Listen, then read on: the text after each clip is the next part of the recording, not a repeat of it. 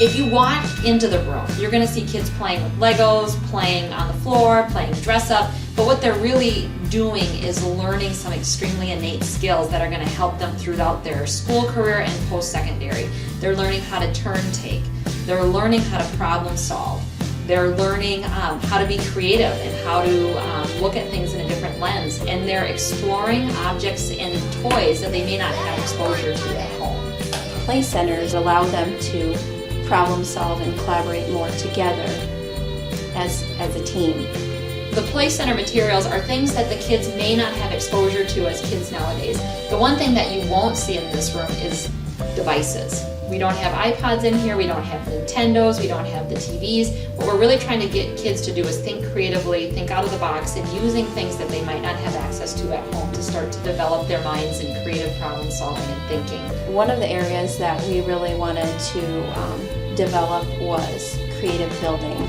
So we bought magnetic blocks, Legos, train sets, building blocks, things that they could have their own creative touch on that they could learn from. Another area that we have is dress up, so they can dress up to be different occupations. We do chefs and firemen are two examples of dress up time. We also wanted to provide a quiet area, so if they wanted to relax and read or just socialize, we got two big cushion chairs for them to do that. Another area that we developed was the sensory motor.